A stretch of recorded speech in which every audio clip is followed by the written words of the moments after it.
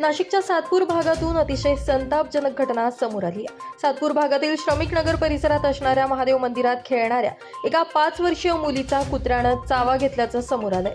धक्कादायक म्हणजे मालकानंच कुत्र्याला 5 वर्ष मुलीचा चावा घेण्यास प्रवृत्त केल्याचं सीसीटीव्ही कॅमेऱ्यात कैद झालंय।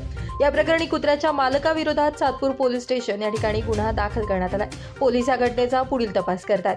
सातपूर भागातील श्रमिक नगर हा अतिशय गजबजलेला परिसर आहे। या भागातील महादेव मंदिरात 5 वर्षांची मुलगी खेळत असताना पाळीव कुत्र्यानं तिचा चावा घेतला। कहर म्हणजे कुत्र्याला मालकानं चावा घेण्यासाठी प्रवृत्त केलं असल्याचं समोर आलंय।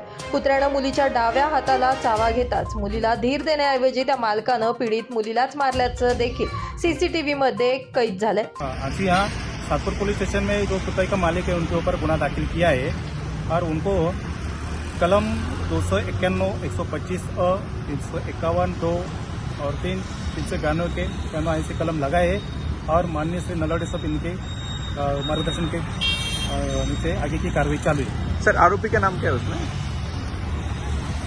दिहाड़ी करके उसको हिरासत में लिया है अभी तक क्या नहीं? हाँ जी हाँ, उनको नोटिस दिया है। पहले भी ऐसा एक हादसा हुआ था। जिस बच्ची को अभी कुत्ते ने काटा है तो पहले उसी कुत्ते ने और उसके ही बड़े भाई को काटा था। तो हम लोगों ने उनको पहले भी बताया था कि आप वो कुत्ता लेके जाइए, लेकिन वो हमसे बोलते थे कि नहीं वो हमारा कुत्ता है, हमारे पास उसका लाइसेंस है। फिर हमने उनको पूछा कि दिखाओ आपका लाइसेंस, तो बोल रहे थे हम आपको क्यों लाइसेंस दिखाए। तो फिर उस वजह से उनका झगड़ा भी हुआ था।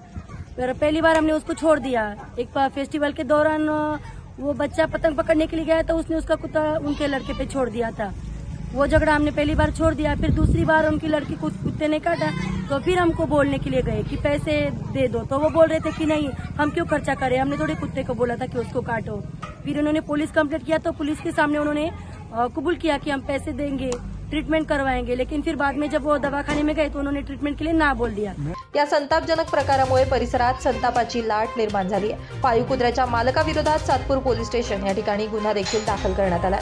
मात्र या घटनेमुळे सर्वत्र एकच खळबळ उडाली आहे। Bureau report, Lumbini news, Nashik.